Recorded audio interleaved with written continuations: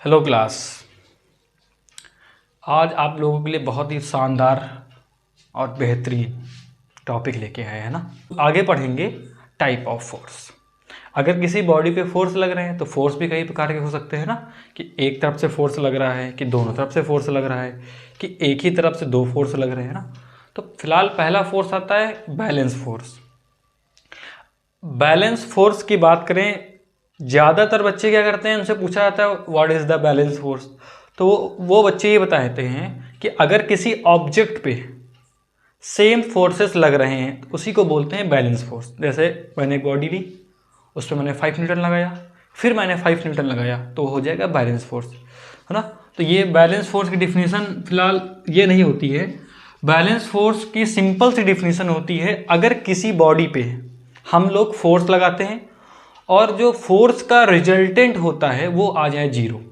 क्या बताया, मैंने एक बॉडी ली, उस बॉडी पे मैंने फोर्स अप्लाई किया और जितना मैंने फोर्स अप्लाई किया उसका रिजल्टेंट क्या आ गया, जीरो, तो इसका मतलब वो हो जाएगा बैलेंस फोर्स। एग्जाम्पल के लिए मैंने एक बॉडी ले ली, ये ऑब्जेक्ट ए है, मैंने इसमें फोर्स लगाया 5 न्यूटन, इधर को मैंने फोर्स लगाया 5 न्यूटन, उसके बाद फिर मैंने इधर फोर्स लगाया 5 न्यूटन, तो अगर इसका रिजल्टेंट क्या हो जाएगा, 5 न्यूटन इधर और 5 न्यूटन इधर, है ना। और हम लोग पढ़ चुके हैं अगर फोर्स अपोजिट डायरेक्शन में लगते हैं तो वहाँ पे क्या लग जाता है, माइनस। तो 5 - 5 रिजल्टेंट क्या आ गया, जीरो। 5 इधर से लग रहा था, 5 इधर से लग रहा था, तो फोर्स दोनों के फोर्स तो इक्वल है, लेकिन डायरेक्शन क्या है, अपोजिट। जब डायरेक्शन अपोजिट हो जाएंगी तो वहाँ पे साइन क्या लग जाता है, माइनस, तो रिजल्टेंट क्या आ जाएगा, जीरो। इस बॉडी का रिजल्टेंट क्या है, जीरो। तो इसका मतलब ये हुआ कि इस बॉडी पे बैलेंस फोर्स लग रहा है। ठीक।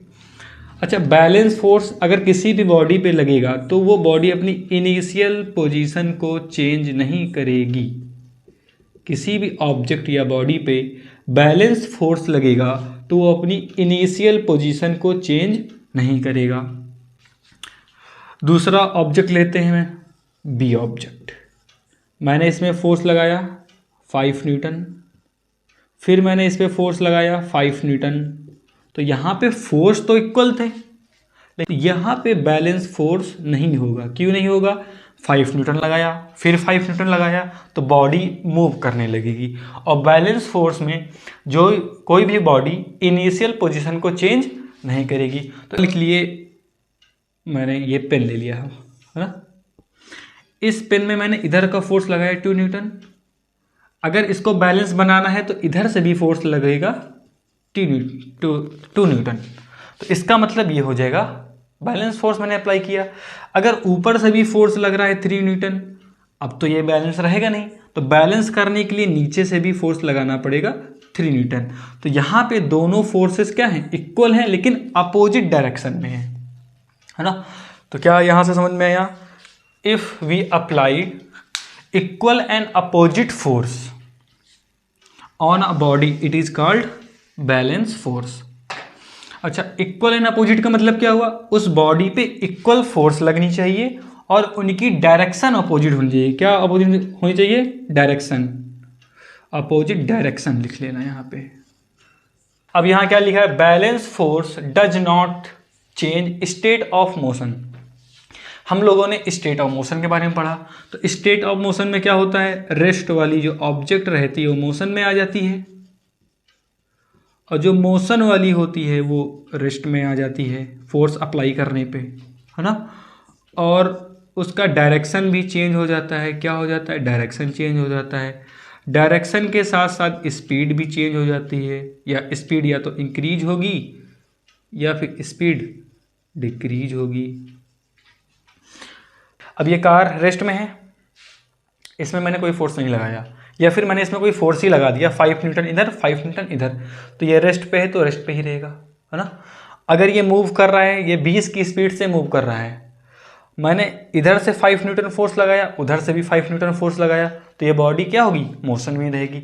तो अगर बैलेंस फोर्स किसी भी ऑब्जेक्ट पे अप्लाई होगा तो उसका स्टेट ऑफ मोशन नहीं चेंज होगा, मतलब ना उसकी स्पीड कम होगी, ना उसकी स्पीड बढ़ेगी, ना उसकी डायरेक्शन चेंज होगी।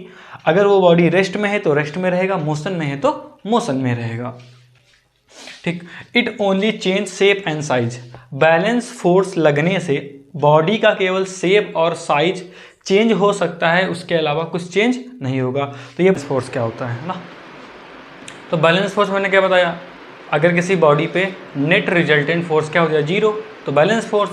और अगर किसी ऑब्जेक्ट पे मैंने एक फोर्स अप्लाई किया और उस फोर्स का रिजल्टेंट जीरो से बड़ा आएगा, जीरो से क्या आएगा, बड़ा, तो वो कहलाएगा अनबैलेंस फोर्स।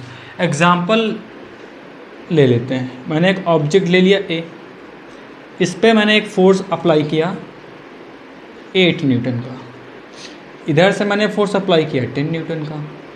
इसका मतलब इधर से मैंने 8 न्यूटन का फोर्स लगाया, उधर से मैंने 10 न्यूटन का फोर्स लगाया, तो ये बॉडी क्या हो जाएगी, स्लाइड हो जाएगी या मूव कर जाएगी।